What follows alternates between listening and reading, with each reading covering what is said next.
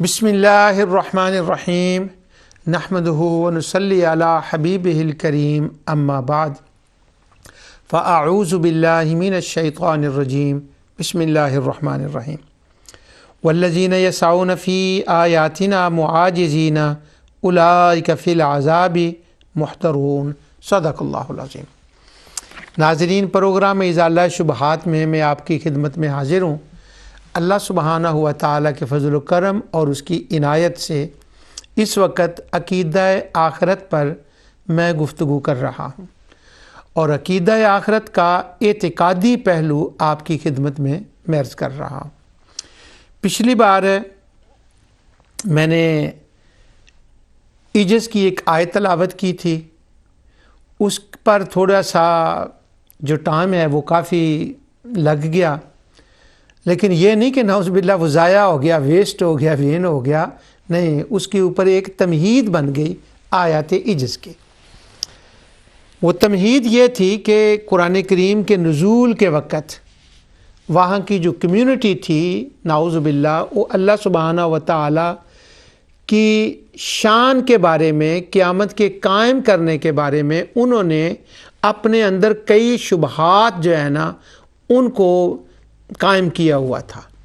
قرآن کریم نے ان کے ازالے فرمائے ہیں، اور ان میں سے سب سے بڑا شبہ جو ان کے دل میں داخل ہو گیا تھا، میں نے جب پروگرام ختم کیا تھا تو میں نے وہ تفاسیر سے، یہ بہت سی تفاسیر کے اندر یہ روایتیں آتی ہیں، تو میں نے ان کو پڑھ دیا تھا، تو اب بگننگ میں دوبارہ اس کو ریپیٹ کر دیتا ہوں۔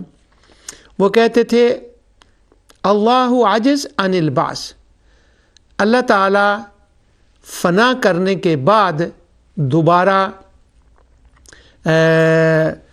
ان کو زندہ نہیں کر سکتا۔ لا یقدر علی بعثہم، اس کی قدرت ہی نہیں ہے کہ وہ دوبارہ لوگوں کو زندہ کرے۔ فلا یقدر علی الاعادہ، اس کی یہ طاقت ہی نہیں ہے کہ وہ دوبارہ اعادہ کرے۔ اب اس معنی میں وہ اللہ تعالیٰ کو عاجز مان رہے ہیں کہ وہ یہ کر نہیں سکتا، تو یہ اس کا دوسرا پہلو ہے۔ اور اس کا پہلا پہلو یہ تھا کہ اللہ تعالیٰ قیامت لا ہی نہیں سکتا۔ تو اگر دنیا کے اعتبار سے دیکھیں کہ وہ یہ کہیں کہ اللہ تعالیٰ قیامت لا ہی نہیں سکتا، لا یقدرو، کہ اللہ تعالیٰ اس پر قادر نہیں ہے کہ وہ قیامت لا سکے، اور پھر دوسرا پہلو ہے کہ اگر وہ لے آئے تو پھر وہ اس پر قادر نہیں ہے کہ دوبارہ جہان کو بھی بنائے اور پھر لوگوں کو جو فوت ہو گئے ہیں ان کو زندہ بھی کرے۔ یہ جو دو لفظ ہیں میں نے آپ کی خدمت میں عرض کی ہے، کہنے کو تو یہ دو لفظ ہیں کہ یہ ایسے ہے، لیکن جب آپ قرآن کریم کی آیات کو پڑھیں جن میں قیامت کا ذکر ہے، اور ان رکوعوں کو پڑھیں، ان صورتوں کو پڑھیں، اگر یہ دو پوائنٹ ذہن میں ہو نا تو وہ کھلتی جائیں گی باتیں آپ کے سامنے کہ ہاں اچھا یہاں یہ وہ بات کہہ رہے ہیں۔ بل وہ جب وہ کہیں گے رجم بعید، قد علمنا ما تنقص الارض منه وعندنا کتاب حفیظ، اب یہ آیت پڑھیں گے سورہ قاف کی، یعنی پورا رکوع اسی کے بارے میں ہے۔ آگے چل کر اللہ تعالیٰ توفیق دے تو انشاءاللہ یہ رکوع بھی پڑھیں گے ہم، تو وہ پتہ چل جائے گا کہ یہاں پر کس بات کا جواب ہو رہا ہے۔ ان اللہ علی کل شیء قدیر، اللہ تعالیٰ قادر ہے، کیونکہ وہ عاجز مان رہے ہیں۔ اب یہ جو عجز کا لفظ ہے نا، قرآن کریم کی یہ اس کے جو اسالیب میں نے پچھلی بار بھی بتایا تھا کہ اس کے قرآن کریم کے اندر میرے سامنے جو مختصر میں نے پروگرام کے لیے کہ پروگرام میں جو ہے نا وہ ہو سکتے ہیں، اب یہ بھی تو سارے تو میں کر بھی نہیں سکتا، 48 اسالیب قرآن کے اندر عجز کے لفظ کے اوپر مختلف اسالیب کے ساتھ آئے ہیں۔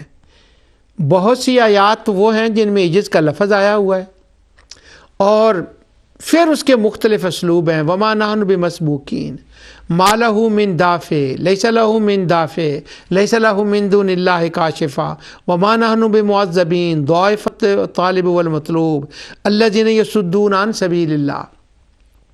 تو یہ وہ اسالیب ہیں، قدرت ہے، مختلف اسالیب جو ہے نا وہ بیان ہوئے ہیں۔ اب وہ اللہ تعالیٰ کو عاجز مانتے تھے. اب یہ دیکھیں مجھے اپنے اوپر ترس آتا ہے, آپ کو تو میرے اوپر ترس آئے گا پروگرام دیکھنے کے لیے کہ یہ کیا کر رہا ہے. اللہ تعالیٰ عاجز, اللہ تعالیٰ قادر ہے, وہ عاجز نہیں تھا, یہ بھی کوئی بتانے والی بات ہے. یعنی جو ہی کوئی مجھ سے یہ سنے گا نور ٹی وی کا ٹائم ضائع کر رہا ہے, یہ بندہ اتنا قیمتی ٹائم ہے اور یہ ضائع کر رہا ہے. کیا بتا کیا رہا ہے؟ اللہ تعالیٰ قادر ہے. بتا کیا رہا ہے؟ اللہ تعالیٰ عاجز نہیں ہے. اچھا, اس کا پہلی بات تو یہ ہے کہ یہ میں تو نہیں کہہ رہا نا, 114 صورتیں یہی بات ہی ڈسکس کر رہی ہیں. تو اگر نور ٹی وی پر میں بیٹھوں یا کسی مسجد میں بیٹھوں یا کسی مدرسے میں بیٹھوں, کسی محفل مجلس میں بیٹھوں, تو آپ مجھے کہیں اچھا قرآن کا ایک رکوع سنائیں, قرآن کی ایک سورت سنائیں, تو اس قرآن کی سورت میں کیا موضوع زیر بحث ہوگا؟ یہ زیر بحث ہوگا کہ رسول اللہ صلی اللہ علیہ وسلم اللہ کے رسول ہیں, وہ تمہیں اللہ کے بارے میں یہ بتاتے ہیں. کیا بتاتے ہیں؟ رسول اللہ صلی اللہ علیہ وسلم اللہ کے بارے میں بتاتے ہیں کہ اس پر ایمان لاؤ. ایمان لانے کا کیا مطلب ہے؟ کہ وہ عاجز نہیں ہے, وہ قادر ہے. سبحان اللہ. نکالیں کوئی مکی صورت, مدنی صورتوں میں بھی یہی ہے لیکن ان کا اسلوب ذرا دوبارہ ہے, تو پھر ٹائم ویسٹ تو نہ ہوا. ایک تو یہ کہ قرآن کا اسلوب ہی یہ ہے, دوسری اس کی ضرورت یہ ہے کہ اس وقت کچھ لوگ ایسے کافی دیر سے پیدا ہوئے ہیں, وہ مشرکین کی تائید, حمایت, سپورٹ کر رہے ہیں کہ نا جی نا, انہوں نے تو کبھی اللہ تعالیٰ کو عاجز ماننا ہی نہیں ہے. اور یہ جتنی آیات ہیں معاجزین, فما ہم بمعاجزین وما انتم بمعاجزین والذین سعوا فی آیاتنا معاجزین واعلموا انکم غیر معجز اللہ, اتنی آیات ہیں. اللہ تعالیٰ فرماتا ہے اس بات کا علم حاصل کرو, واعلموا, علم پڑھو, سیکھو. یا اللہ کیا سیکھیں؟ یہ سیکھیں کہ اللہ عاجز نہیں ہے. اگر عاجز نہیں ہے تو کیا ہے؟ وہ قادر ہے. ہر صورت میں یہی بیان ہے. تو یعنی یہ ٹائم ویسٹ ہوئے نہیں ہے, بلکہ اللہ تعالیٰ پر ایمان ہے. اور پھر میں اس کی تفصیل تو میں تو نہیں جا سکتا. جب ہم آیات کو پڑھتے ہیں تو ہمارے اندر ایک اللہ سبحانہ و تعالیٰ کی شان اور عظمت کو جان کر اس پر ایمان کی پختگی ہوتی ہے, ہمارے ایمان میں لذت آتی ہے, ہمارے اندر چینج ہوتا ہے, اور ہم غلط کاموں سے بچتے ہیں, اور جو صحیح کام ہوتے ہیں ان کے لیے ہم نرم اتنے ہو جاتے ہیں کہ اتنی قوت آ جاتی ہے صحیح کاموں کو کرنے کے لیے, خواہ ان کا طبعی زندگی سے تعلق ہو یا ان کا اعتقادی زندگی سے تعلق ہو, اتنا ہو جاتے ہیں, ہم سافٹ ہوتے ہیں کہ ہاں انہی کاموں کو اچھا سمجھنے لگتے ہیں. اور جو نقصان دہ کام ہوتے ہیں اپنے لیے, لوگوں کے لیے, سوسائٹی, معاشرے کے لیے, ان کے لیے ہم اتنے سخت ہو جاتے ہیں کہ ان کی ہمارے اندر قدرت ہی کم ہو جاتی ہے, طاقت ہی کم ہو جاتی ہے, سوچنا ہی بدل جاتا ہے. کب؟ جب اللہ تعالیٰ کو عالم اور قادر سمجھیں. اور یہ ساری تفاصیل انہی آیات کے اندر ہے, اور اسی کو قیامت کی تیاری کہا جاتا ہے. قرآن نے اسی کو قیامت کی تیاری سے تعبیر کیا ہے, اور اسی کو احسن عمل, اور اسی کو اللہ سبحانہ و تعالیٰ نے عمل صالح فرمایا ہے. تو ایجز والی آیات جو ہیں یہ کثیر ہیں, اس کے مختلف اسالیب ہیں. ان میں سے میں ٹرائی کرتا ہوں تھوڑا سا آپ کے سامنے عرض کرنے کی. عجز کا معنی اور اس کی قسمیں ایک ہیوج ٹاپک ہے, لیکن میں اس کا مختصر طور پر یہ عرض کرتا ہوں کہ جو عجز لفظ ہے نا, اس کا ایک تعلق ہے حسی بدنی چیز کے ساتھ, یہ جو ہماری باڈی ہے اس کے ساتھ. دوسرا اس کا تعلق ہے اعتقادی, عقلی, ایمانی عجز, ایسی چیزیں کہ جس عجز کا تعلق ایمان سے ہے, چاہے عجز کا تعلق اعتقاد سے ہو یا طبی معاملات سے ہو اور حسی چیزوں کے ساتھ ہو. ہر صورت میں اس کا ایک ہی مطلب بنتا ہے. وہ مطلب کیا ہے؟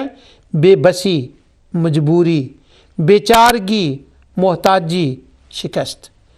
ان الفاظ سے ہم جان سکتے ہیں کہ جس کا مطلب یہ ہے کہ اللہ سبحانہ و تعالی نے پوری کائنات کے لیے جو نظام سسٹم سیٹ اپ کیا ہے اور جو اس نے اصول بنائے ہیں کہ کائنات نے کیسے چلنا ہے، چاہے اس نظام کا تعلق سماوی دنیا سے ہو یا ارضی دنیا سے ہو یا انسان کے اندر فزیکل سسٹم چل رہا ہے جو سماوی ارضی کائنات کا خلاصہ ہے، یہ سارا نظام اللہ تعالیٰ نے بنایا ہے۔ اگر اس نظام کا کوئی کافر یا مشرک انسان ڈسٹرب کرنے کی کوشش کرے اور وہ اس کو ڈسٹرب کر دے تو نعوذ باللہ اس کا مطلب یہ ہوا کہ وہ اللہ تعالیٰ سے جیت گیا اور نعوذ باللہ اس نے اللہ تعالیٰ کو ہرا دیا، کیونکہ اللہ تعالیٰ نے یہ نظام ایسا بنایا ہے کہ اس کو ایسے چلنا ہے، وہ اس نظام کو فیل کر دیں، یعنی ان کے خدا، باطل خدا نعوذ باللہ یا انسان، اور پھر اللہ تعالیٰ دوبارہ اس نظام کو سیٹ اپ ہی نہ کر سکے، تو اس کا مطلب ہے کہ انہوں نے اللہ تعالیٰ کو عاجز کر دیا نعوذ باللہ، اور انہوں نے اللہ تعالیٰ کو بے بس مجبور کر دیا کہ دوبارہ وہ اس نظام کو سیٹ اپ ہی نہ کر سکے۔ اس طرح سے اللہ تعالیٰ کی شکست ہو گئی نعوذ باللہ من ذالک۔ پھر اس نظام کو صحیح رکھنے کے لیے یہ کیسے کیا جائے، تو اللہ تعالیٰ نعوذ باللہ گویا بیچارہ سا بن گیا، مسکین بن گیا، پھر وہ ان کا محتاج بن گیا، بلکہ ان کے لیے خوش آمدی بن گیا۔ استغفر اللہ العظیم، نقل کفر نہ باشد کہ یہ ان کو باطل خدا ہیں، میں ان کو ذرا اللہ کہ ان کو سنبھال کے رکھوں، ان کے ساتھ اپنی ریلیشن اچھی رکھوں تاکہ یہ میرا نظام چلتا رہے، کیونکہ اگر یہ انہوں نے انٹرفیئر کر دی تو وہ نظام فیل ہو جائے گا، سورج طلوع نہیں ہوگا، چاند روشنی نہیں دے گا، ستارے اپنی رفتار نہیں چلیں گے، بارشیں بند ہو جائیں گی، نباتات اگنے بند ہو جائیں گے اگر انہوں نے انٹرفیئرنس کیا۔ اور اگر انہوں نے ایسا کر دیا تو اس کا مطلب یہ ہوا کہ نعوذ باللہ اللہ تعالیٰ کا عجز ظاہر ہو گیا اور وہ جیت گئے۔ اب جب یہ بات ذہن میں ہو تو یہ جو آیتیں ہیں وَمَا أَنْتُمْ بِمُعْجِزِينَ فِي الْأَرْضِ، یہ سمجھ آ جائے گی کہ اس وقت کی سوسائٹی کمیونٹی کیا سمجھ رہی تھی، ان کے دل میں کیا تھا کہ اللہ تعالیٰ اگر ان کو خوش آمد کر کے، ان کو راضی کر کے، ان کو ساتھ لگا کے، ان کو کچھ لے دے کر اپنا نظام چلائے تاکہ وہ اس نظام کو بے بس نہ کریں، تو اللہ تعالیٰ جس طرح چاہتا ہے وہ اللہ تعالیٰ کو ویسا ہی کرنے دیں اور اپنا انفلوئنس اس کے اندر ڈال کر اس کو نہ روکیں، پھر تو اللہ تعالیٰ کا نظام چلے گا، ورنہ وہ کافر مشرک انسان اور ان کے خدا اس نظام کو روک دیں گے اور وہ نظام نہیں چل سکے گا۔ اس طرح سے نعوذ باللہ وہ اللہ تعالیٰ کو عاجز کر دیں گے۔ اب یہ دیکھیں کہ یہ سوسائٹی کے خیالات تھے اس وقت۔ اب ظاہر ہے کہ اللہ تعالیٰ کا انٹرنل نظام ہے، عالم غیب کا نظام ہے، اس تک تو انسانوں کی رسائی نہیں ہے۔ یہ پہلی بات جو میں نے کی ہے نا وہ کی ہے وَمَا أَنْتُمْ بِمُعْجِزِينَ فِي الْأَرْضِ، کہ زمین کے نظام کو وہ ڈسٹرب کر دیں اور خدا کے پروگرام پیچھے رہ جائے، ان کا پروگرام آگے چلا جائے۔ یہ ان کے خیالات تھے کہ ہم یہ ایسا کر سکتے ہیں۔ اللہ تعالیٰ نے فرمایا وَمَا أَنْتُمْ بِمُعْجِزِينَ فِي الْأَرْضِ، زمین کے اوپر سمندروں نے رہنا ہے، زمین کے اوپر ہواؤں نے چلنا ہے، زمین سے نباتات نے اگنا ہے، اور آسمان کی روشنی زمین پر، سورج کی روشنی زمین پر آنی ہے، یہ نظام یہاں چلنا ہے۔ تم اس کو فیل کرنا سمجھ رہے ہو کہ میں محتاج ہوں ان کا اور یہ نظام کو فیل کر دیں گے۔ وما انتم بموجزین فی الارض، اور اگلا دیکھیں ولا فی السماء، اب یہ اس کی بات ہو رہی ہے کیا؟ اب ظاہر ہے کہ اللہ تعالیٰ کا انٹرنل نظام عالم غیب کا نظام ہے، اس تک انسانوں کی تو رسائی نہیں، یعنی کفار و مشرکین کی۔ انسانوں کی رسائی میں وہ نظام ہے جو ظاہری اور حسی ہے۔ مثلا اللہ سبحانہ و تعالیٰ کے ایمانی نظام کو چلانے کے لیے جس کا تعلق ایمان کے ساتھ ہے، اس کی اشاعت کو روکنے کے لیے کفار و مشرکین آئیں اور وہ انبیاء علیہ السلام کو بے بس کر دیں، مجبور کر دیں، ان کو ہرا دیں، ان کو شکست دیں، یا انبیاء علیہ السلام کی امتی جو آگے اس نظام کی نشر و اشاعت کریں، توحید رسالت آخر اور ایمان کو نظام کو آگے لے کر چلیں، ان امتیوں کو وہ بے بس کر دیں، اس نظام کو فیل کر دیں، تو اس معنی میں تو یہ ٹھیک نہیں، یہ تو میک سینس ہی نہیں کر رہا. وہ بھی ایک اعتبار سے اللہ کو فیل کرنے کے مترادف ہے، وہ بھی ایک اعتبار سے اللہ تعالیٰ کو عاجز کرنے کے مترادف ہے، نعوذ باللہ. اور یہ عجز کی ایک حصی صورت ہو گئی. اور اللہ تعالیٰ کے لیے، اللہ تعالیٰ اس کے لیے بھی فرماتا ہے کہ انبیاء علیہ الصلوۃ والسلام کا نظام کامیاب ہوگا، وہ ختم نہیں ہو سکتا، اس کو کوئی ناکام نہیں کر سکتا. اور جو اس کے ماننے والے ہیں جب وہ اس نظام کو لے کر چلیں گے تو ان کو بھی کوئی ناکام نہیں بنا سکتا. اس معنی میں اس نظام کے اندر اس قدر جان ہے کہ وہ ہر زمانے، ہر وقت میں اپنی صداقت کے اوپر خود دلیل ہیں، گواہ ہیں، اور اس کی اپنی صداقت کو ثابت کرتے ہیں. اور جہاں تک آقا دو جہاں صلی اللہ علیہ وسلم کے زمانہ اقدس کا تعلق ہے، آگے آیات میں اس کا ذکر ہے، عرب کے اندر اس وقت جو کفر و شرک کا نظام چل رہے تھے، ان کو دلائل کے ساتھ، وحی کی روح کے ساتھ حضور نبی کریم صلی اللہ علیہ وسلم یہ بتا رہے تھے کہ یہ باتیں یہ تم کر رہے ہو، یہ عقلی اعتبار سے دلائل کی دنیا میں یہ باتیں غلط ہیں. اور قرآن کریم نازل ہو رہا ہے، حضور نبی کریم صلی اللہ علیہ وسلم اس کو ثابت کر رہے ہیں، اور وہ جو دلائل کا غلبہ ہے اس کو انسان روکنا چاہتے تھے کہ یہ آگے پھلے پھولے نہ، مگر اللہ تعالیٰ نے فرمایا یہ میرا نظام ہے، حضور صلی اللہ علیہ وسلم میرے نمائندہ ہیں، میرے خلیفہ اعظم ہیں، ان کو تم فیل نہیں کر سکتے. اور اگر تم نے ان کو بے بس کر دیا تو گویا تم نے مجھے بے بس کر دیا، اور تم مجھے بے بس نہیں کر سکتے. اس وقت عرب کے اندر اللہ تعالیٰ کا غلبہ، اس کی قدرت، اس کا تسلط بذریعہ نبی کریم صلی اللہ علیہ وسلم تھا، جس کو اللہ تعالیٰ فرماتا ہے مجھے عاجز نہیں کر سکتے. ان آیات میں عاجز کی ایک ظاہری صورت کا ذکر ہے، اور اسی طرح صحابہ کرام کا ذکر آتا ہے. وہ جس مشن کو لے کر چلیں تم اس مشن کو فیل نہیں کر سکتے. اور وہ مشن عرب کے اندر کامیاب ہوگا. وہ مشن کیا ہے؟ وہ مشن دو طرح کا ہے. قرآن کی تکمیل، اس وقت جتنے مذاہب تھے، اہل کتاب اور مشرکوں کا دلائل کے ساتھ مقابلہ کرنا، دلائل کے ساتھ ان کو غلط ثابت کرنا، یہ علمی جہت سے مشن تھا. اور دوسرا ظاہری طور پر مشن تھا کہ مکہ میں کعبہ کے اندر اللہ تعالیٰ کی جگہ پر شیاطین کے نام لیے جا رہے تھے، سورج، چاند، تاروں، جنات کے بت بنا کر رکھے ہوئے تھے. اس طرح سے ظاہری طور پر دیکھنے میں کعبہ کی صفائی، اس کی تطہیر کی ضرورت تھی. اللہ تعالیٰ کا یہ پروگرام تھا کہ خانہ کعبہ کی تطہیر ہو. اب اس کے مشن کے رستے میں اہل کتاب بھی رکاوٹ بن رہے تھے کہ ہم تطہیر نہیں کرنے دیں گے، اور مشرکین بھی آ رہے تھے کہ ہم نے تطہیر نہیں کرنے دینی. تو وہاں جو آیات آتی ہیں کہ تم اللہ تعالیٰ کو عاجز نہیں کر سکتے، اس کا مطلب یہ ہے کہ یہ جو تطہیر کعبہ کا پروگرام ہے، تم اس کو رکاوٹ بن کر اللہ تعالیٰ کے پروگرام کو نہیں رو سکتے. یہ معنی ہے کہ تم اللہ تعالیٰ کو زمین پر عاجز نہیں کر سکتے. تو قرآن کریم کی مدنی صورتوں میں خاص کر فرمایا کہ وہ پروگرام کامیاب ہوگا اور تم اللہ تعالیٰ کو شکست نہیں دے سکتے اور اس کو عاجز نہیں کر سکتے. اللہ تعالیٰ کو عاجز نہ کرنے کا ایک اور معنی اس طرح سے ایک ظاہری طور پر ہے، انبیاء علیہ السلام دلائل دے رہے ہیں. یہ جو میں نے نظام کی بار بار بات کی ہے، اس سے میرا مطلب پولیٹیکل، میں اس وقت نظام کی وہ بات نہیں کر رہا، بلکہ اس کا مطلب یہ ہے کہ اللہ سبحانہ و تعالیٰ نے جو حق کے دلائل کا نظام، اللہ تعالیٰ نے جو دلائل بیان فرمائے ہیں، ان کو جنات چاہتے تھے کہ یہ آگے نہ چلے، مشرکین چاہتے تھے یہ آگے نہ چلے، اور اہل کتاب چاہتے تھے کہ یہ آگے نہ چلے. لیکن اللہ تعالیٰ نے فرمایا تم مجھے عاجز نہیں کر سکتے، یعنی قرآن پورا نازل ہوگا. اب شیاطین اس کے اندر اپنا انفلوئنس ڈالنا چاہتے تھے کہ ہم آیتوں کو تبدیل کر دیں، ان آیتوں کے اندر کچھ اور الفاظ ڈال دیں. اللہ تعالیٰ نے فرمایا میں نے اس کی پوری حفاظت کی ہوئی ہے. سورہ جن کے اندر یہ مضمون بڑی تفصیل سے بیان آتا ہے.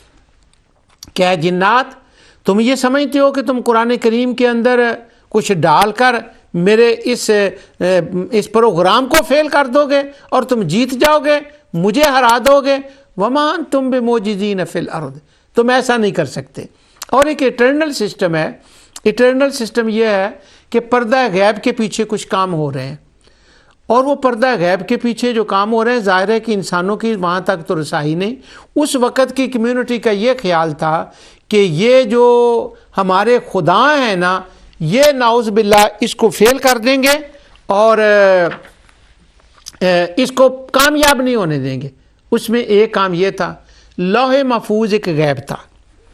لوح محفوظ سے قرآن کا آنا، اس کا نازل ہونا، اور قرآن کو لوح محفوظ سے لے کر قلب مصطفیٰ تک اس کو اصلی شکل میں قائم رکھنا، اور لوح محفوظ کو ہی لاک اپ کر دینا کہ وہاں تک کسی کی رسائی نہ ہو۔ تو یہ اللہ کا ایک پروگرام تھا، قرآن کو نازل کرنا، سینہ مصطفیٰ پر نازل کرنا، اس کی حفاظت کرنا۔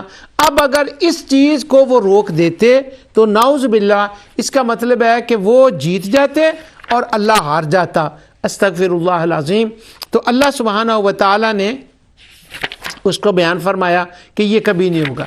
اب جو اس کا عجز ہے وہ دو طرح کا ہو گیا، ایک ہو گیا حصی اور ایک ہو گیا غیر حصی۔ حصی کا مطلب یہ ہے کہ جو ظاہری طور پر اللہ تعالیٰ کا پروگرام چل رہا ہے، مثلا کہ روئے زمین پر اس کو کوئی ماننے والا نہ رہے، یہ کبھی نہیں ہو سکتا۔ روح زمین پر حق قائم نہ رہے، یہ کبھی نہیں ہو سکتا۔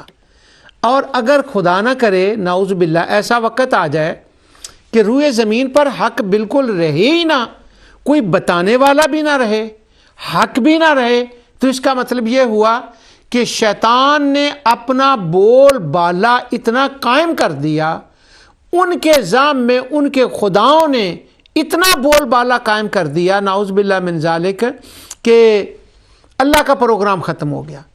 اب اللہ تعالیٰ کو انہوں نے عاجز کر دیا اور وہ جیت گئے۔ مگر اللہ تعالیٰ نے انہی آیات میں فرمایا ایسا نہیں ہوگا۔ کہ میرے سامنے سارے لغت کے معنی ہیں، عجز کا کیا مطلب ہے، ان کے ساری چیزیں ہیں، ان کو میں چھوڑ رہا ہوں۔ کھوکھلا کر دینا، عجز کا مطلب ہے کسی چیز کو، اب عجز کا مطلب ہوتا ہے آخری بوڑھا بندہ جو چل نہ سکے، عاجز الامر، وہ کوئی اپنا کام نہ کر سکے۔ ابن فارس نے کہا ہے کہ مؤخر الشیء والجمع عاجز، کہ وہ جو آخری ہو، وہ دوڑ لگی ہوئی ہے اور دوڑ میں جو بندہ پیچھے رہ گیا ہے وہ عاجز ہے، کیوں؟ اس کے اندر کمزوری ہے۔ تو یہ تو اس کے لغوی معنی ہو گئے۔ اللہ تعالیٰ کسی معاملے میں عاجز نہیں ہے۔ اب سورہ جن کے اندر میں نے آپ کو اشارہ دے دیا، اس کی بہت تفصیل ہے کہ وہاں جنوں نے جب توبہ کی، قرآن سنا، تو اب دیکھیں جن کیا کہتے ہیں قرآن کریم کو سننے کے بعد۔ انہوں نے جو پہلی بات کی وہ تو اس کی ابتدا میں ہے، سورہ جن کی ابتدا میں ہے کہ اللہ تعالیٰ کو رب مانا، اس کی اولاد نہیں ہے، وہ اس کا کوئی شریک نہیں ہے، وہ کسی کا محتاج نہیں۔ یہ تو سورہ جن کی ابتدا میں ہے۔ سورہ جن اس مسئلے کے اوپر ہے، 29 اور 30 پارے کی ساری صورتیں، لیکن سورہ جن بہت امپورٹنٹ ہے اس مسئلے کے اوپر، اس مسئلوں کو سمجھنے کے لیے۔ ہمارے ہاں مسئلہ یہ بن گیا کہ کون سورۃ جن پڑھتا ہے، ایک خوف طاری ہو گیا۔ خوف کیا طاری ہوا ہے؟ جن سورت جن پڑھیں تو گھر میں جن آ جاتے ہیں۔ اللہ اکبر۔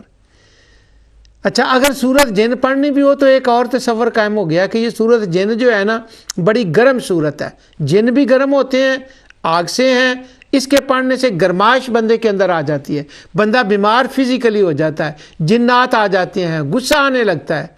تو وہ میں سن رہا تھا کوئی پروگرام کو بیان کر رہا، بچی ایک بیان کر رہی تھی، تو وہ بچیوں کو بتا رہی تھی کہ کسی ٹی وی پر، تو وہ بتا رہی تھی سورت جن پہلے تو کوشش کریں کہ پڑھیں ہی نہ، اگر پڑھیں نہ تو اس کو ٹھنڈا کرنے کے لیے اس کے آگے پیچھے جو ہے نا وہ پڑھ لیں، دروشی پڑھ لیں، تاکہ وہ جن سورت ٹھنڈی رہے۔ اللہ اکبر، یہ حالت ہو گئی ہے ہماری۔ تو میں یہ عرض کر رہا تھا کہ سورت جن کے اندر مسئلہ توحید، رسالت، آخرت، نبوت، ملائکہ، جنات اور باطل خدا، ان سب کا بڑے کمال طریقے سے اللہ سبحانہ و تعالی نے اس کو بیان فرمایا۔ تو سورہ جن کی ابتدا میں یہ بات آتی ہے کہ انہوں نے کہا اللہ کی اولاد نہیں ہے، اللہ کی بیوی نہیں ہے۔ اب ہمیں پتہ چلا ہے، اب ہم سیدھے رستے پہ آئیں۔ اس کے بعد وہ اعلان کرتے ہیں کہ جب انہوں نے اللہ کو پہچان لیا، ان کو اللہ تعالیٰ کی معرفت آ گئی، تو دیکھیں وہ کیا اعلان کر رہے ہیں، کیونکہ جو جنات ہیں انہوں نے ہی غلط عقائد انسانوں کے اندر پھیلائے ہیں۔ شیطان بھی جنوں میں سے ہی تھا، کان من الجن، انہی میں سے تھا وہ بھی۔ تو انہوں نے یہ عقائد پھیلائے تھے. اب یہی عقیدہ ان کے ہاں بھی تھا، یہ اللہ تعالیٰ کو عاجزی والا. اب دیکھیں وہ کیا اعلان کرتے ہیں جب انہوں نے مسئلہ ربوبیت کو جان لیا. اب یہ میں کس کو بتاؤں کہ میں یہ لفظ کیوں بول رہا ہوں، کہ جب انہوں نے مسئلہ ربوبیت کو جان لیا، کیونکہ ہمارے ہاں کہا جاتا ہے رب کو رب تو سارے ہی مانتے تھے نا، وہ ربوبیت میں کبھی تو شرک نہیں ہوا. اس پر مسئلہ توحید پر میں نے الحمدللہ بڑی تفصیل سے بیان کر دیا. اب وہ مسئلہ ربوبیت کو سمجھنے کے بعد کیا اعلان کرتے ہیں جنات؟ وہ کہتے ہیں وَأَنَّا ظَنَنَّا أَلَّن نُعْجِزَ اللَّهَ فِي الْأَرْضِ وَلَن نُعْجِزَهُ هَرَبًا. اب ہم نے یقین کر لیا ہے کہ ہم اللہ تعالیٰ کو ہرا نہیں سکتے، اللہ تعالیٰ کو بے بس نہیں کر سکتے، اللہ تعالیٰ کو شکست نہیں دے سکتے، اللہ تعالیٰ کو پیچھے نہیں چھوڑ سکتے، اللہ تعالیٰ کے پروگراموں کو ہم روک نہیں سکتے. یہ جو قرآن نازل ہو رہا ہے اس کے اندر ہم کچھ داخل نہیں کر سکتے. اللہ کے پروگرام پردہ غیب کے پیچھے ہوں یا وہ ظاہری ہوں، حصی ہوں، غیر حصی ہوں، مرئی ہوں، غیر مرئی ہوں، ظاہر ہوں، باطن ہوں، جتنے بھی اللہ تعالیٰ کے پروگرام ہیں ہم ان کو روک نہیں سکتے. اب یہ دیکھیں وہ جنات تو کہہ رہے ہیں کہ ہمارا یہ عقیدہ تھا، اب ہم اس عقیدے سے توبہ کر رہے ہیں. یہی عقیدہ انہوں نے انسانوں کے اندر انجیکٹ کیا ہوا تھا. تو ہمارے دوست جو ہیں وہ کہتے ہیں نا نا نا نا نا، مشرکین بڑے چنگے سن، انہوں نے تو کبھی اللہ تعالیٰ کو عاجز ماننا ہی نہیں تھا. وہ خدا دے بندیو، اگر اللہ تعالیٰ کو کوئی عاجز ماننا ہی نہیں تھا تو یہ آیات عجز اتنی کیوں نازل ہوئی ہیں، آیات قدرت اتنی کیوں نازل ہوئی ہیں؟ اور یہ جن کیا اعلان کر رہے ہیں وَأَنَّا ظَنَنَّا أَلَّن نُعْجِزَ اللَّهَ فِي الْأَرْضِ وَلَن نُعْجِزَهُ هَرَبًا. دیکھیں انہوں نے ہربا کہہ کر کتنی بات کو کلیئر کر دیا. وہ کہتے ہیں کہ ہم نے اب ہمیں پتہ چل گیا ہے کہ ہم اللہ تعالیٰ کو عاجز نہیں کر سکتے، ایک بات. اور دوسرا ان کا یہ تھا، اب دیکھیں ان کا عقیدہ جنات کا، اور یہی عقیدہ مشرکین کا تھا، کیونکہ مشرکین کو انہوں نے تو یہ عقیدہ بتایا تھا. وہ کہہ رہے ہیں پہلے ہمارا خیال تھا کہ ہم کوئی غلط کام کریں، اگر یہاں غلط کام کریں تو یہاں اگر ہمیں خوف ہو نا کہ یہاں اللہ ہمیں پکڑ لے گا تو ہم بھاگ کر دوسری جگہ چلے جائیں گے، سمندر پار چلے جائیں گے. مثلا اب اس وقت میں انگلینڈ میں بیٹھ کر یہ پروگرام ریکارڈ کرا رہا ہوں تو نیئرسٹ ہمارے آئرلینڈ ہے، انگلینڈ کا حصہ ہی ہے وہ بھی، ناردرن آئرلینڈ. تو یہاں سے وہ دوسری طرف چلے جائے تو اب وہ انگلینڈ کی سلطنت سے بندہ آئرلینڈ میں جا کر، ناردرن آئرلینڈ میں نہیں، آئرلینڈ میں جا کر وہ انگلینڈ کی سلطنت سے باہر چلا جاتا ہے. جب وہ باہر چلا گیا تو اب انگلینڈ کی گورنمنٹ کی جو ہے نا اس کے اوپر قوت کمزور پڑ گئی، وہ اس کو نہیں پکڑ سکتے. تو جنوں کا بھی یہی خیال تھا، مشرکوں کا بھی یہی خیال تھا کہ یہاں سے بھاگیں، دوسری جگہ چلے جائیں، اللہ نہیں پکڑ سکتا. جب وہ نہیں پکڑے گا ہم بھاگ جائیں، پیچھے سے وہ پکڑ نہ سکے تو کیا ہوگا؟ ہم جیت جائیں گے، اللہ ہار جائے گا، نعوذ باللہ. تو اللہ تعالیٰ نے فرمایا وَمَا أَنْتُمْ بِمُعْجِزِينَ فِي الْأَرْضِ، تم کوئی اللہ کو نہیں ہرا سکتے، تم اللہ تعالیٰ کو پیچھے نہیں چھوڑ سکتے. یہاں سے مشرکین کے عقائد واضح ہوتے ہیں کہ ان کے کیا عقائد تھے، اس کے بارے میں کیا بات تھی، اور نزول قرآن کے وقت قرآن کس چیز کو ایڈریس کر رہا تھا اور وہ کیا بتا رہا ہے کہ اللہ تعالیٰ کے اوپر کیا ایمان ہونا چاہیے. تو وہ کہہ رہے ہیں وَلَن نُعْجِزَهُ هَرَبًا، ہم بھاگ کر یہاں سے نکل کر کسی دوسری جگہ نہیں جا سکتے. اب یہ جو انہوں نے بات کہی ہے کہ یہاں سے بھاگ کر ہم نہیں جا سکتے، اب ہمیں پتہ چلا ہے، اب ہم نے یقین کر لیا ہے. آمن شروع میں آتا ہے وہ ہم اللہ تعالیٰ پر، اس کی ربوبیت پر ایمان لائے، یہ صورت جن کے شروع میں آتا ہے. اب اس ایمان کے بعد اس کا نتیجہ یہ ہے کہ ہم نے اللہ کو عاجز سمجھنا چھوڑ دیا ہے، ہم اس سے بھاگ کر کہیں نہیں جا سکتے. اور اسی مشرکوں کے عقیدے کو آگے قرآن کریم میں جگہ جگہ ان اسالیب کو بیان کیا گیا. جیسے میں نے کہا کہ مختلف اسالیب ہیں، اب ان میں ایک اسلوب یہ دیکھیں، یا معشر الجن والانس ان استطعتم ان تنفذوا من اقطار السماوات والارض فانفذوا لا تنفذون الا بسلطان. یہ وہی اسلوب ہے، اسی آیت عجز کی یہ تفسیر ہے. وہ کیا کہہ رہے ہیں؟ ہم بھاگ کر کہیں چلے جائیں گے. اللہ تعالیٰ فرماتا ہے کون کہہ رہے ہیں؟ جن. اب حسن قرآن کی بھی ایک بات آگے وہ میں بعد میں بتاتا ہوں آپ کو. ہم بھاگ کر چلے جائیں گے. اللہ تعالیٰ فرماتا ہے انسانوں جنوں زمین و آسمان سے نکل کر اگر تم ٹرائی کرو کہ ہم ان حدوں کو توڑ کر دوسری جگہوں پہ چلے جائیں تو ٹرائی کر لو. تمہارا کیا خیال ہے کہ دنیا والے اگر انگلینڈ سے نکل کر آئرلینڈ، ہالینڈ، فرانس چلے جائیں تو وہ انگلینڈ کی حدود سے نکل کر شہزادہ چارلس، اب تو میرے منہ سے کوئین نکلنے لگا تھا، اب تو شہزادہ چارلس آ گیا نا، اگلے منڈے کو اس کی وہ ہو رہی ہے میرے خیال میں تاج پوشی ہو رہی ہے. تو وہ تم کہو گے کہ انگلینڈ سے نکل کر ہم فرانس چلے گئے اور ادھر تم سمجھتے ہو کہ خدا کی اس زمین سے نکل کر ہم کسی اور خدا کی سلطنت میں چلے جائیں گے؟ کوشش کر لو. نہ کوئی اور خدا ہے، نہ کسی اور کی سلطنت ہے، نہ وہ کمزور ہے. لا تنفذون الا بسلطان.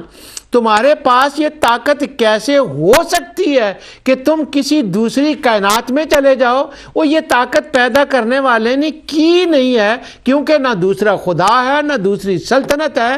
تم بھاگ کر کہاں جاؤ گے؟ جا ہی نہیں سکتے. یہی بات تو ایمان لانے کے بعد ان جنات نے کہی تھی، وَلَن نُعْجِزَهُ هَرَبًا. نہ زمین سے بھاگ کر باہر جا سکتے ہیں، نہ آسمان سے بھاگ کر باہر جا سکتے ہیں. ہم یمن میں جائیں تو اللہ کی حکومت، ہم مصر میں جائیں تو اللہ کی حکومت، ہم سوڈان میں جائیں تو اللہ کی حکومت. ہر جگہ ہم کسی مقام پر اس کو ہرا نہیں سکتے. یہاں میں نے کہا تھا ذوق قرآن اور حسن قرآن کی ایک میں بات بتاؤں آپ کو. سبحان اللہ. قرآن کے قاری کا کیا مطلب ہے یہ میں آگے جا کر بتاتا ہوں. آج کے پروگرام میں نہیں تو اگلے میں کسی میں بتاؤں گا کیا اس کا مطلب ہوتا ہے. کہ اب اس آیت کو وہ دیکھیں، یہ قرآن میں ایک اسلوب آتے ہیں، مختلف جگہ پر یہ اسلوب آتے ہیں.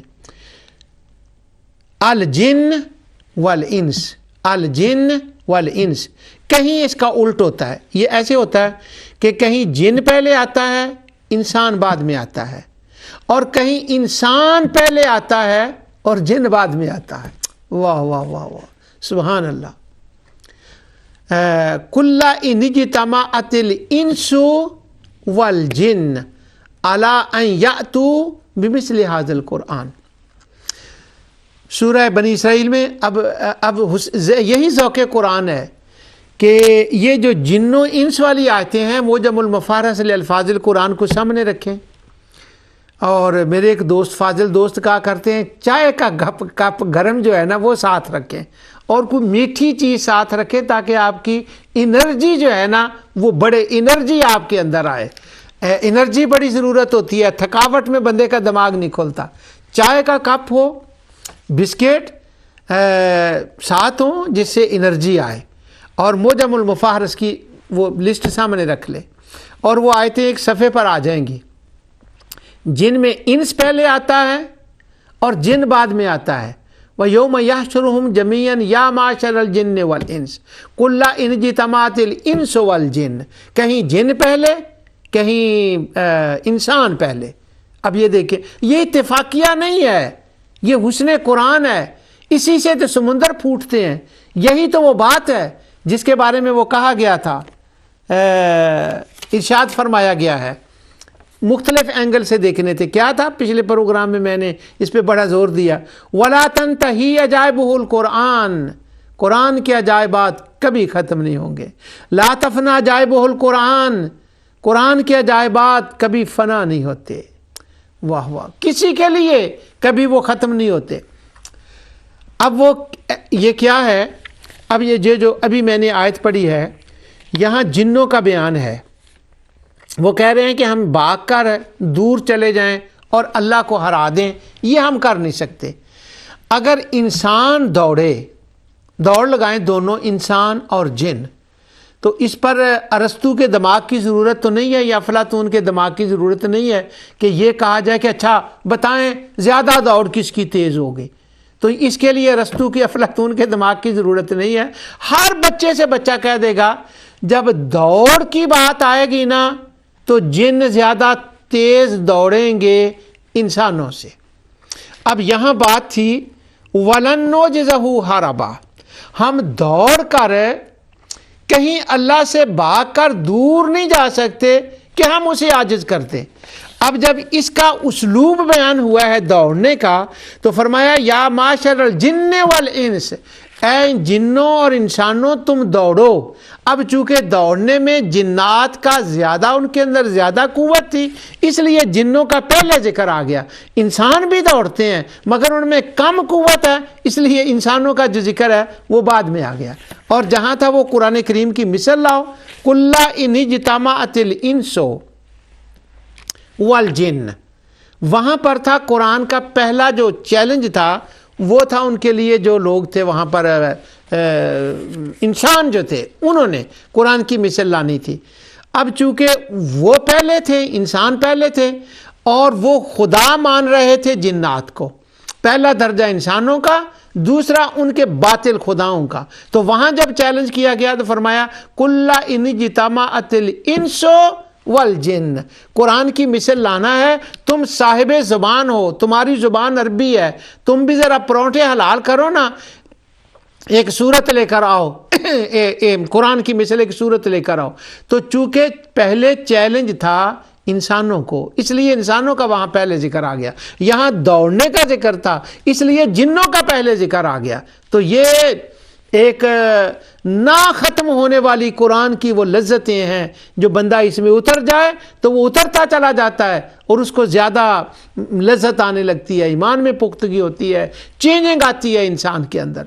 اب وہ فرمایا وہ کہہ رہے ہیں کہ ہم عاجز نہیں کر سکتے، تو اس کا مطلب کیا ہوا کہ عاجز کرنے اللہ تعالیٰ کو عاجز کر سکتا ہے کوئی، ان کے خدا کر سکتے ہیں، وہ کر سکتے ہیں، اس لیے سورہ جن کے اندر یہاں سے اس کی ابتدا ہوئی ہے۔ اور یہی بات وہ جنوں کے مسلمان ہونے کا، اب وہ آیتیں میرے سامنے ہیں لیکن میں پڑھ نہیں سکتا، ٹائم الاؤ نہیں کر رہا مجھے، میں اس کا حوالہ دے دیتا ہوں۔ سورہ احقاف میں جائیں،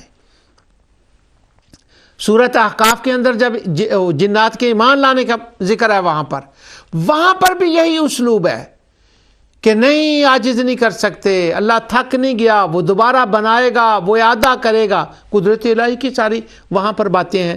تو اللہ تعالیٰ کو عاجز نہیں کر سکتے۔ اب وہ اللہ تعالیٰ جن و انس کی یہ آیات جو ہے نا یہ بڑی لطف اندوز ہیں جب ان کو اکٹھا کیا جائے۔ اب وہ جو عاجز کرنے والی بات ہے اللہ تعالیٰ کی نعوذ باللہ، ان میں ایک اسلوب ہے یہ ما لہ من دافع،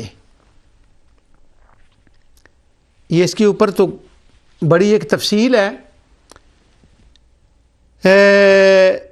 اس کا ایک اسلوب یہ ہے، ما لہ من دافع کا اسلوب یہ ہے کہ دنیا کے اندر رہتے ہوئے جو انسان ہیں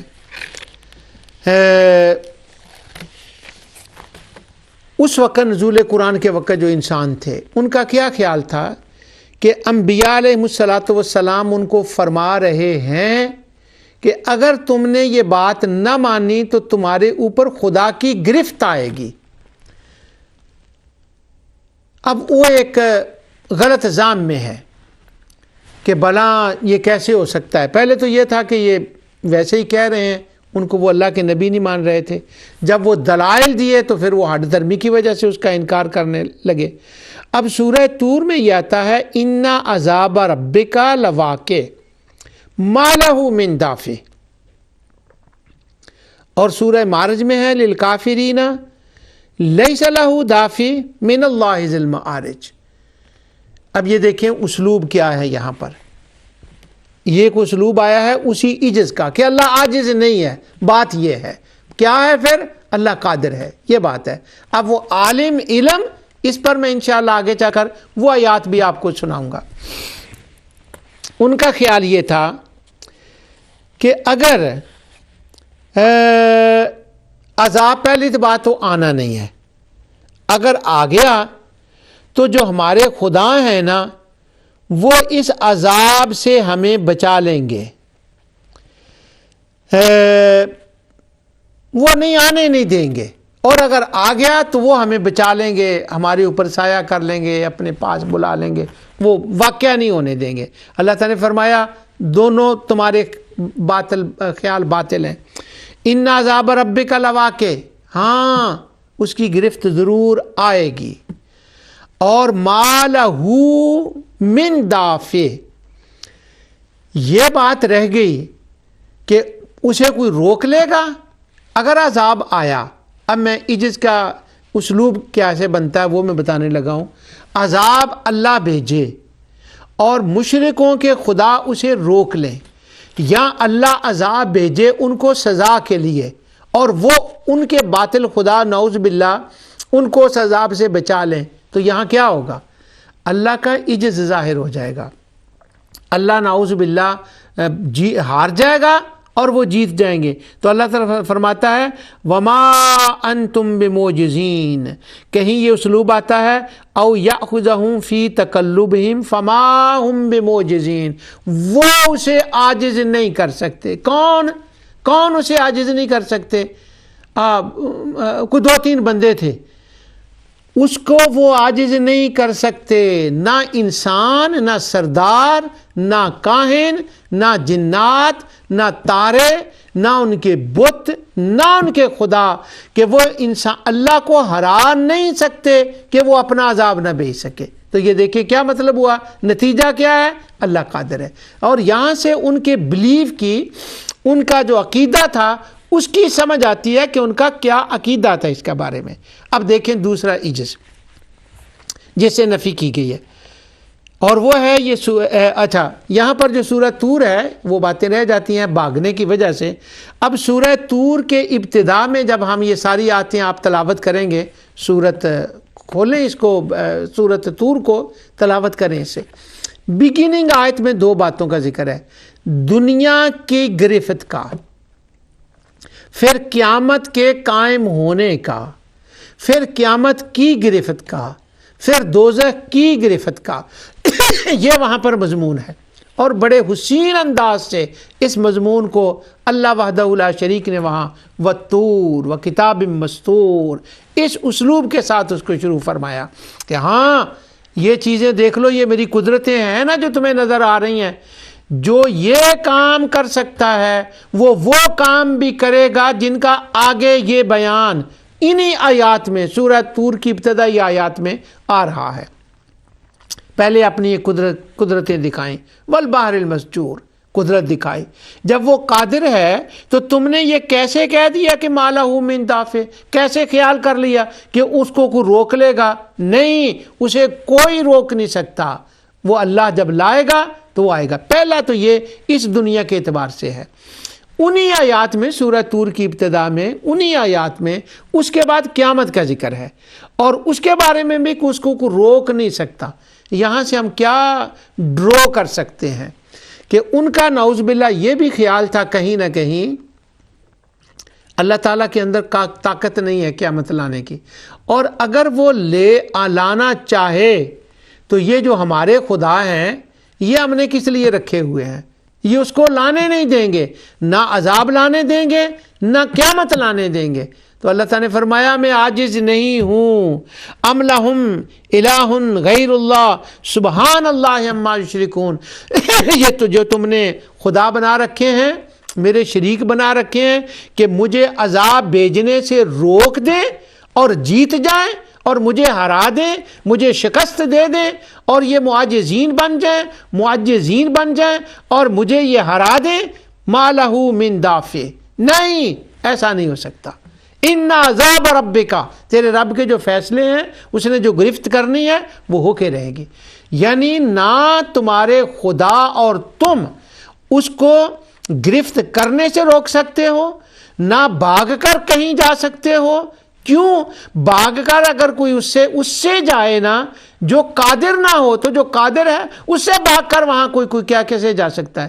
اب جو کروڑوں اربوں روپے کی کتابیں چھپوا رہے ہیں اس بات کے اوپر کہ نہیں جی مشرک تو اللہ تعالیٰ کو قادر ہی مانتے تھے، وہ تو عاجز مانتے ہی نہیں تھے، کیا نظر آتا ہے کہ انہوں نے کبھی ان صورتوں کو نہیں پڑھا، ان کا اس طرف دھیان نہیں گیا، وہ پیسے دے کر ان کی جو ہے وہ غلط وکالت کر رہے ہیں، اور اللہ سبحانہ و تعالیٰ کے قرآن کریم کا جو مفہوم ہے نعوذ باللہ اس کی معنوی ایک حساب کی تعریف کر رہے ہیں۔ اللہ تعالیٰ فرماتا ہے ما لہ من دافع۔ اب دوسری آیت، دوسرا اسلوب دیکھیں کہ وہ عاجز نہیں ہے، لیس لہ دافع من اللہ ذی المعارج۔ یہ تو حد ہو گئی ہے، پہلی بھی حد ہو گئی ہے۔ سورۃ معارج شروع، مضمون پورا قیامت کا، سأل سائل بعذاب واقع للکافرین لیس لہ دافع من اللہ ذی المعارج۔ اچھا جی، کب آئے گا وہ جو تم کہہ رہے ہو کہ وہ دنیا میں بھی آنا ہے، آخرت میں بھی آنا ہے؟ کب آنا ہے؟ فرمایا آئے گا وہ، لیکن جب وہ آئے گا نا تو وہ اسے وہ لائے گا جو ذی المعارج ہے، جس کی اتنی طاقت ہے اور اتنی وہ قوتوں کا مالک ہے۔ تو جب قوتوں کا مالک ہے تو اس کا کیا مطلب ہوا کہ وہ ذی المعارج ہے، وہ اتنی عروجوں والا ہے، بھلا وہ یہ کام کیوں نہیں کر سکتا؟ کون سا کام؟ دو کاموں کا ذکر ہے، دنیا میں گرفت، قیامت قائم کرنا، اور پھر گرفت کرنا۔ فرمایا وہ یہاں بھی گرفت فرماتا ہے، قیامت کو بھی قائم کرے گا، وہاں بھی وہ گرفت کرے گا۔ تو اس لیے وہ اتنی ان شانوں کا مالک ہے۔ وہاں پر جو ذی المعارج کا لفظ ہے نا، شبینہ پڑھنا پڑتا ہے، وہاں پر تو ٹھہرنا پڑتا ہے، اور راتیں تو بڑا لمبا ٹائم، کچھ ٹائم لگانا پڑتا ہے کہ ذی المعارج وہاں پر۔ اور بات ہے قیامت کی، وہاں مخاطبین کیا ہوں گے؟ کون سے لوگ ہوں گے وہاں پر؟ مثلا وہاں پر کیا مخاطبین کون ہوں گے؟ اسی طرح ایک تیسرا اسلوب ہے، یہ سورہ نجم میں ہے، لیس لہا من دون اللہ کاشفہ۔ اب یہ پہلی جو دو آیتیں میں نے پڑھی ہیں نا، ان کا بھی یہ بیان آ گیا۔ فرمایا کہ اس کے دو معنی ہیں، ایک تو یہ ہے کہ ان کا روکنا تو ایک طرف رہا کہ قیامت نہ آئے، ان میں سے کسی کو یہ علم ہی نہیں ہے کہ قیامت کب آئے گی، اور اگر بفرض محال انہیں پتہ بھی چل جائے تو یہ روک نہیں سکتے۔ لیس لہا من دون اللہ کاشفہ، اس کے اوپر بہت سے روایات ہیں، لیکن یہاں پر میں تھوڑا سا قرطبی کی ایک بات باقی نہیں میں پڑھ سکتا، ٹائم ہو گیا۔ وہ کہتے ہیں کہ قیامت جو ہے، ان القیامت اذا قامت، وہ تو قائم ہوگی، لا یکشفها احد من آلہتہم ولا ینجیہم غیر اللہ تعالی۔ قیامت قائم ہوگی اور تمہارے خداؤں میں سے کوئی ایسا نہیں ہے کہ جو اس کو قیامت آنے سے روک دے اور قیامت کو آنے سے تم سے دور کر دے۔ تمہارے معبودوں میں سے کوئی اسے دور نہیں کرے گا، اور جب وہ آئے گا تو اس سے کوئی نجات بھی نہیں دے گا۔ علامہ قرطبی نے یہاں یہ بات کہی ہے کہ اس کا مطلب یہ ہے کہ اس اور پچھلی آیات کو اگر وہ پڑھے تو ایک مضمون اور طویل ہو جاتا ہے، تو اس کا مطلب یہ بنا کہ ان کا یہ خیال تھا کہ قیامت اگر اللہ تعالیٰ لانا چاہے تو وہ لا نہیں سکتا، اگر وہ نہ لا سکے تو عاجز ہے۔ فرمایا نہیں، وہ لائے گا، قیامت قائم ہوگی، وہ قادر ہے۔ یہ ہے وہ اعتقادات قیامت، اس کا مطلب ہے عقیدہ آخرت۔ باقی رہ گئے تم، اللہ تعالیٰ فرماتا ہے جن سے تم قیامت کو رکوانا چاہتے ہو، ضعف الطالب والمطلوب، وہ بھی کمزور ہیں کہ وہ مجھے کمزور کر دیں، وہ تو خود کمزور ہیں، اور باقی رہ گئے تم بھی کمزور کے ماننے والے ہو، اور تم بھی کمزور ہو، کمزور کو ماننے والے ہو، اور ادھر دوسری طرف میرے نائب، میرے خلیفہ اعظم، کائنات کے سردار، آمنہ کے لال رسول اللہ صلی اللہ علیہ وسلم ہیں، اور ان کے صحابہ ہیں، وہ ہیں کہ ان اللہ لقوی عزیز، وہ خود بھی قوی ہیں اور ان کی ہمتیں ہیں، کیونکہ ان کا ہمتیں دینے والا کمزور نہیں ہے، وہ بھی طاقتوں کا مالک ہے۔ نہ تم طاقتوں کے مالک ہو، نہ تمہارے خدا طاقتوں کے مالک ہیں، تم بھی عاجز ہو، وہ بھی تمہارے خدا جو بنائے ہوئے ہیں وہ بھی عاجز ہیں، نہ خود صحابہ عاجز ہیں نہ ان کا خدا عاجز ہے۔ اس لیے جب ان آیات کو آیات عجز کی تلاوت کریں تو اس انداز سے کریں تو انشاءاللہ بہت سی باتیں کھلیں گی۔ اسی بات پہ میں ختم کرتا ہوں، اذا قامت لا یکشفها احد من آلہتہم، ان کو نہ پتہ ہے نہ وہ قیامت کو روک سکتے ہیں۔ تمہارے خداؤں میں سے اللہ قادر ہے، وہ عاجز نہیں ہے، وہ قیامت لائے گا۔ جو کچھ میں نے کہا اللہ تعالیٰ اسے قبول فرمائے۔ وما علیہ